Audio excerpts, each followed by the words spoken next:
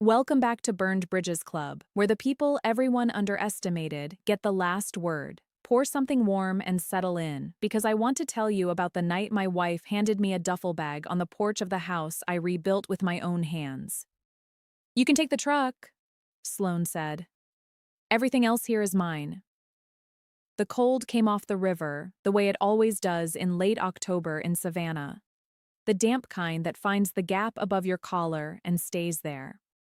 I was standing in the front parlor of our restored Victorian on Jones Street, the one with the tall bay windows I had re-leaded myself 2 winters before, and there was an open bottle of Krug sweating on the marble mantel, and a man named Bennett Cole, standing too close to my wife, with his hand low on her back. She held a signed term sheet in her other hand. $40 million. The deal of her life. She looked at me the way you look at a contractor who showed up on the wrong day. What Sloane did not know, what nobody in that bright, warm room knew, was that her $40 million deal had a foundation, a literal one, and every load-bearing page that made it fundable carried a sealed stamp with a name she had been married to for 11 years and never once thought to read. But we will get there. My name is Elliot. I am 42, and for most of my life I believed something simple and almost certainly wrong, that if you build well enough and quietly enough, the right people eventually notice. The work speaks, I was told. It does not always speak. Sometimes you have to set it on a projector in a glass tower and let it speak for itself. By day, I ran operations and facilities at St. Brendan Regional Medical Center. Boilers, generators, the long, unglamorous list of things that have to work so surgeons can pretend they don't exist. Respectable work. Invisible work. Exactly the kind of job that let my wife's family file me, year after year, under steady but small. What none of them bothered to learn was that I am also a licensed structural engineer. My grandfather, Theodore Hartwell, was a bridgeman. Hartwell is my mother's maiden name, and for 9 years, I had quietly run a one-man structural review practice under it. My mother was the registered agent. I worked it before dawn and on weekends, certifying old buildings, putting my professional seal on the reports developers and banks need before money can move. It started as something my grandfather left me, his license framed on my wall and his brass plumb bob on my desk, the little weighted teardrop he hung off a string to find what was true and what was leaning. Over 9 years, it grew into something real. The more Sloane's people treated me as the man who fixed the dishwasher, the more I decided they did not need to know what I was building in the dark. The money stayed separate. The seal stayed mine. Sloane Carter ran Carter and Vale, a boutique development firm she had built out of a borrowed conference room 12 years earlier, back when I was the one running structural numbers until 2 in the morning so she could walk into a bank, sounding certain. Her family came from old Savannah money, the kind with opinions about which streets are acceptable. Her father, Gerald, a retired developer, once introduced me at a dinner as Sloane's husband. He keeps the hospital's lights on. Her brother Trevor laughed. I smiled and passed the bread. That October night, I came home early from a generator inspection. The door was unlocked. From the hall, I could already hear the cork. Sloane wore the charcoal blazer she saved for the meetings she called the ones that count. She looked, honestly, like a woman who had just caught everything she ever reached for. Then I saw Bennett's hand, not a colleague's hand. She saw me see it, and the laughing stopped. "Elliot, you're home early." Not, "Come celebrate." Just a recalibration, the careful voice of someone working out how much I had overheard. I told her congratulations. I meant it, which is its own kind of stupidity. "I want a separation," she said. No tremble, no prelude, the way you read out a board decision made weeks earlier in a room you were never invited to. Bennett said nothing. He stood there with the patient half-smile of a man watching a formality get signed. I went upstairs to pack. My hands were steady, which surprised me, and as I pulled a duffel from the closet shelf, a stiff index card slid out of the binder of fabric swatches she kept for client mood boards. Sloane's handwriting, a date in the corner, 11 months old. File for separation the weak Drayton funds. Move the Tybee account first. Keep E out of the closing room. I read it twice. Drayton was the deal. The Tybee account was ours. Money we kept saying we would put toward a cottage. And keep E out of the closing room told me how long this had been planned, and how little of it was about love going cold. I folded the card into my shirt pocket and finished packing. I walked down the stairs, past the parlor without turning my head, and out into the cold, off the river. I set the bag on the sidewalk under the bare crepe myrtle and let one thought settle all the way in. She had no idea what she had just set moving. Quick question before we go on, because I want to hear from you. Should a man walk out of a room like that without a single word, or should he have laid it all out right there, in front of the other man? Tell me where you would have stood, and if you have ever swallowed the whole thing just to keep your dignity intact, type the word quiet so I know I'm not the only one. My father, Walter, has built wooden boats on Tybee Island for 51 years. His screen door has needed a spring since before I could drive, and he has never once hurried about it. I drove out to him that night. No plan. A bag on the seat. He had the porch light on before I reached the steps. He did not ask a single question. He put the kettle on, made tea with far too much sugar the way he always has, and we sat at the workbench he uses for a kitchen table. I told him all of it. When I finished, he wrapped both hands around his mug and looked at me the way he looks at a hull that has taken on water. A boat doesn't argue with the sea, son, he said. It just has to be built true. Then it carries you whether the water believes in it or not. Then he cleared his throat. About a month back, Sloane's sister called me. Brooke. Asked real friendly whether you had any property in your own name, any accounts I knew about. Said she was helping you two with estate paperwork. He looked at me steadily. There wasn't any estate paperwork, was there? I sat very still. A month earlier, they had been quietly mapping my finances while Sloane was still texting me from a Charleston site visit to say she missed me. I did not sleep, and the full shape of it came clear. This was not a marriage that had quietly ended. It was a project. Surveyed, scheduled, timed to the closing of a deal I would later learn I had made possible. Let me give you the receipt, because the weight of a thing is in the specifics.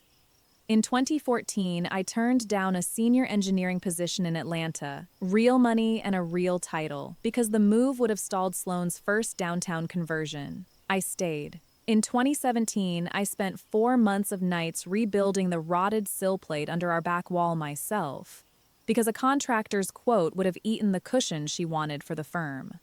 Her father toured the finished house and told a guest that Sloane had done a beautiful job with the restoration.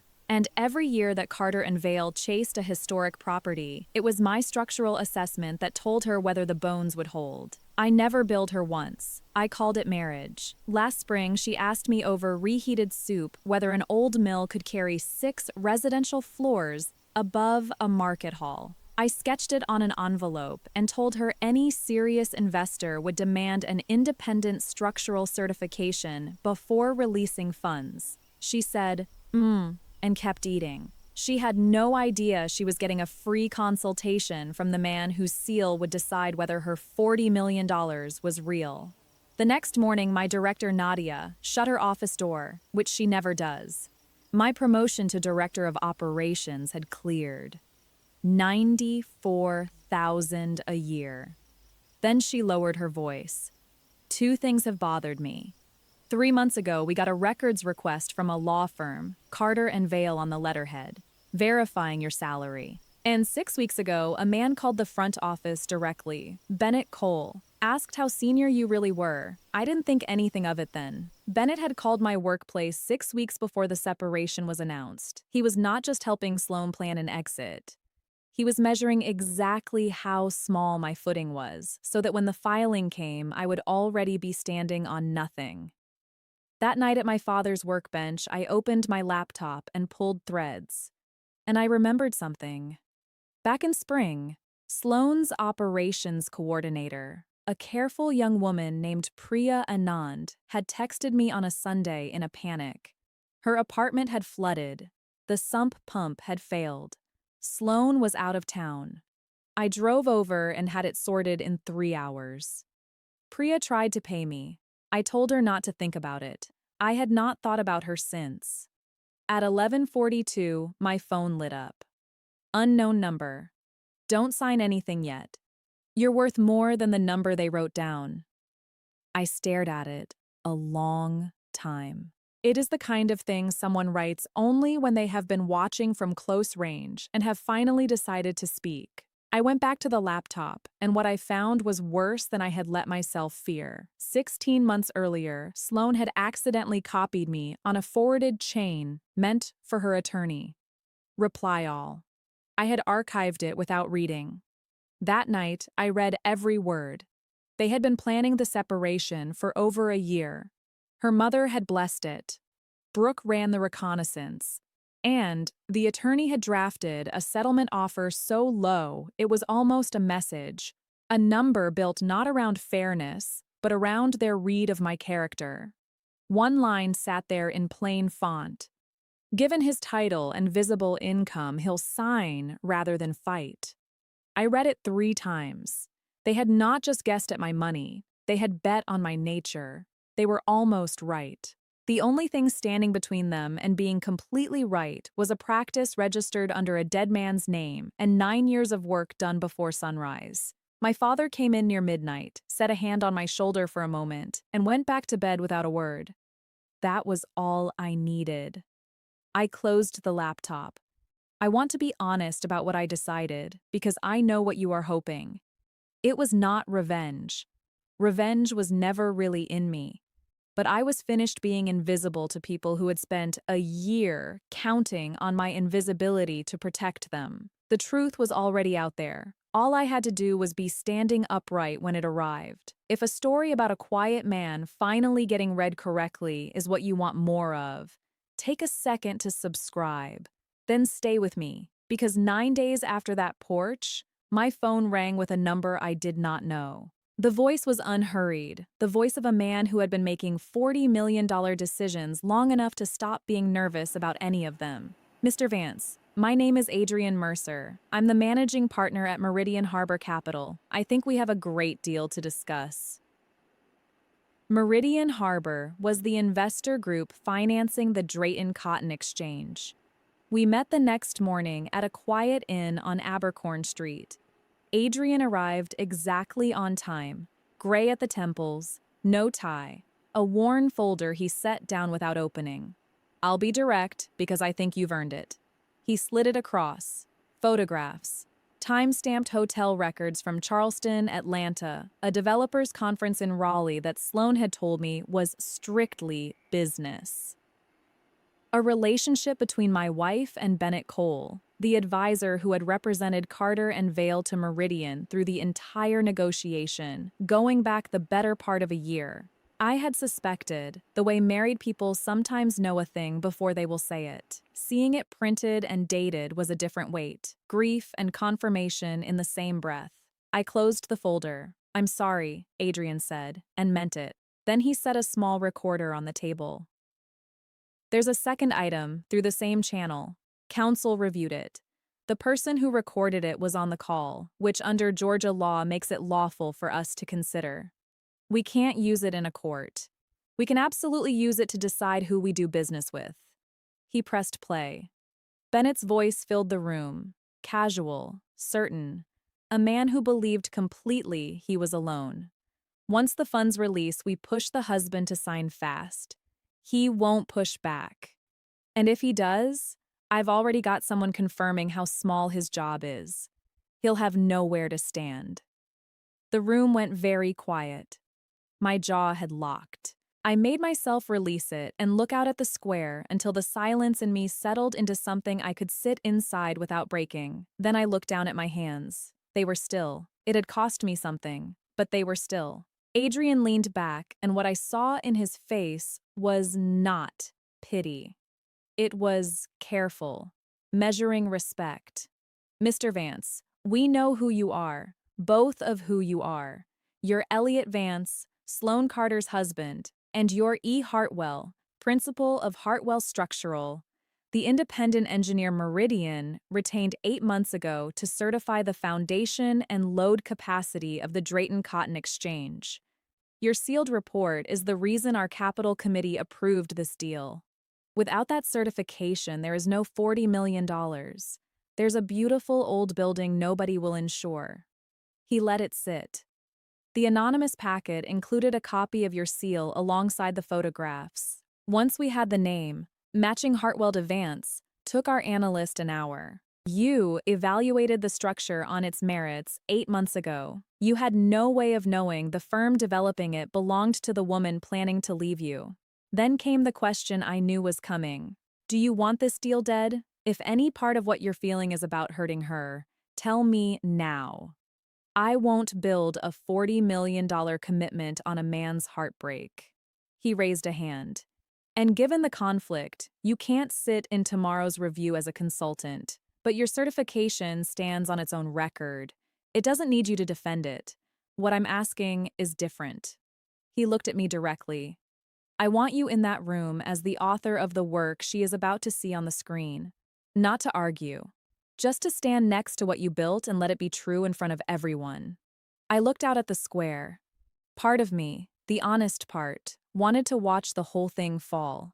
Every dollar, every congratulations from her father, every evening Bennett had spent helping dismantle me. That part was real, and I will not pretend otherwise. But I learned a long time ago not to make permanent decisions out of temporary pain. Part of me wants to see it collapse, I told him. I won't lie to you, but Meridian should decide this on the building and the numbers, not on my marriage.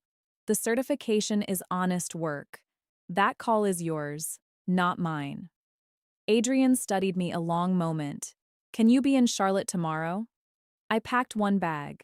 My grandfather's brass plumb bob went in the side pocket, the weighted teardrop he used to find what was true. The drive north was 4 hours of pine and gray sky, and the whole way I let myself feel everything I had held at arm's length for 9 days. Then I folded it away, neat, like a letter you keep, but no longer need to read. The Meridian offices take up the 19th floor of a glass tower on Tryon Street. I arrived at 9:50. Charcoal button-down, my grandfather's watch, nothing more. I took the seat Adrian pointed to, facing the door, folded my hands, and waited. At 10 o'clock, the door opened. Sloane walked in wearing the charcoal blazer, portfolio under her arm, posture carrying the full certainty of a woman who expected every room to receive her on her terms. Bennett came half a step behind. She was already reaching to shake Adrian's hand, smile assembled, when her eyes traveled the table and landed on my face. The smile did not fall. It froze. 3 full seconds of complete stillness. Her hand suspended, the only sound a court reporter's machine ticking in the corner. Then her hand came down. Ms. Carter, Mr. Cole, thank you for making the trip. Please sit. They sat. Sloane chose the chair diagonal from mine and did not look at me again. The only crack in her was the portfolio pressed flat under both palms, holding steady something that wanted to shake. Adrian opened without ceremony. Before business, an introduction. This is E. Hartwell, principal of Hartwell Structural, the independent engineer who certified the structural integrity of the Drayton Cotton Exchange for this committee. His sealed report is the foundation of our funding approval. He's here as a witness to the integrity of that work. The conflict I'm about to name is on the record. He paused. Mr. Hartwell is also Elliot Vance, Ms. Carter's husband. A board member set down her pen. The machine kept ticking. Adrian picked up the remote, and the screen woke. 63 pages. The Drayton Cotton Exchange Structural Integrity and Certification Report. And there on the cover, on the executive summary, on the foundation analysis, on the load path diagrams, my seal. Page after patient. Careful, invisible page. everyone carrying the name she had been married to for 11 years and never once read. He advanced to an appendix note in my own hand, dated months before the parlor.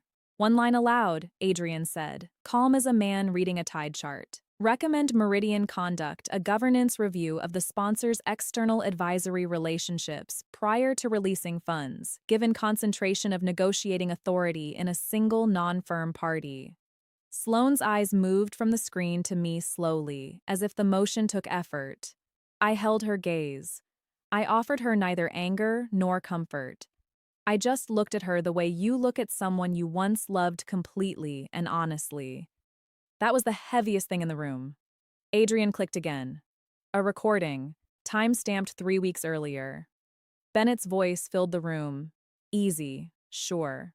Soon as the funds clear, we lean on the husband to sign quick. He won't fight. And if he does, I've got it set up to make him look like nobody. He won't have a leg to stand on." Silence. And here is what I will remember the rest of my life. Sloane did not look at the screen. She looked at Bennett. What crossed her face was not the anger of a woman caught in someone else's scheme. It was the slow recognition that she had never been a partner in the plan. She had been the instrument. One of the Meridian attorneys spoke evenly. "Mr. Cole, given this recording and the undisclosed relationship maintained throughout the negotiation, Meridian Harbor is asking you to remove yourself from this meeting and from any further role representing Carter and Vale. Effective now." Bennett started to speak. Stopped. He looked at Sloane for a lifeline. She did not look back. He stood, buttoned his jacket with the careful dignity of a man preserving the last scrap of it, and walked out. The door closed with a soft click. One empty chair. Sloane sat with both hands flat on the table. Then she straightened her spine and turned to Adrian. "What are Meridian's conditions?" He laid them out. An independent governance audit. A written termination of any role for Bennett Cole. Her personal cooperation as signatory principal. She asked 2 precise questions about scope and timeline, then gave one nod. "I accept your conditions." The board began to rise, and in the middle of all that motion, Sloane and I were the 2 still points in a move-in room. She looked at me, eyes dry only by force of will. I held her gaze 1 second, gathered my folder, said a quiet word to Adrian, and walked out. They asked me to wait down the hall. 20 minutes later, a single knock. Sloane stepped in alone. No portfolio, no armor. Just a woman with the collar of her blazer gone soft, reduced to her actual human size. She held up her phone. I called my attorney from the hallway. I told her to withdraw the original offer and prepare something fair. I didn't do that because of what just happened in there. I've been moving toward it for 3 weeks. 3 weeks ago, I caught Bennett trying to slide an equity assignment into the operating agreement, a clause transferring part of my holding entity into a vehicle he controlled, buried on page 40 of a document he wanted me to sign fast. She looked at her hands. I had it reversed inside 2 days. He doesn't know I caught it. She was quiet a moment. "Years ago, you told me something. Never let anyone rush you past the page that matters. You were talking about a contractor's punch list." But that's the sentence in my head when Bennett told me to sign quickly. It's the only reason I still have a company. Your voice is what saved me from the man I chose instead of you. I sat with that. There was a version of this where I used it as a blade, the irony of it, that she had protected herself with something I gave her while using a plan designed to leave me with nothing. I could feel the edges of it, but I had set the cruelty down somewhere on the 19th floor and had no interest in going back for it. "I don't want to destroy you, Sloane," I said. "I never did. I just needed you to understand what you decided wasn't worth reading." She let it land. Then she stood, smoothed the blazer, and at the door, without turning, said, "I was wrong about what quiet means. I mistook it for small. I made that mistake about the one person who never gave me a reason to." Then she walked out. 8 months later, I was living in Charlotte, a third-floor apartment with east windows that filled the rooms with morning light, the kind that arrives once you stop bracing for the next blow. I had taken a permanent role at Meridian Harbor as a development advisory engineer, my full name on the contract this time. Elliot Hartwell Vance, the husband and the engineer, finally the same man on the same page. I called my mother the week I signed and told her everything, the practice, the seal, what 9 years of dark mornings had quietly become. She was silent a moment, the way she goes when something reaches her all the way down. Then she said, "Baby, I always knew you were carrying more than you ever set on the table." My father drove up in March and declared my second-hand reading chair the finest piece of furniture he had seen in 20 years, which, from a man who has kept the same banging screen door for half a century, I took as the highest honor available. On his last evening, watching the sun go down off my windows, he said, "You know the difference between surviving a thing and healing from it? Surviving is reaching the dock. Healing is when you stop bracing for the next wave." I'm still working on the bracing, but I'm further along than I was. A few months later, I was back in Savannah for a site meeting and saw Sloane outside a coffee shop on Bull Street, alone at an outdoor table in a plain sweater, looking unguardedly human in a way the woman I lived with for 11 years had carefully armored herself against. I asked if I could sit. She told me the audit had closed clean and she would return as principal the next month. Then she looked out at the street. That anonymous packet, the photos, your seal. I assumed someone sent it to help you. It was Priya, the coordinator whose apartment you fixed for free on a Sunday. She'd gone digging through my files for anything she could use against Bennett. She found the Drayton contract and your name on the certification instead, and sent it to Meridian to take him down. Not to help you. You and I were just the story he happened to be standing inside when she was ready to move. She let out a breath. I burned down my own marriage with my own 2 hands, and it turns out I was somebody's pawn the entire time. Every direction I looked, I picked the wrong person. I sat with all of it. I did not comfort her, because that would have been a lie, and she deserved better than a lie, even now. But I had no cruelty left either. I hope you find some peace, Sloane. I mean that. She nodded once. I stood, rested my hand briefly on the back of the empty chair beside me, not on her.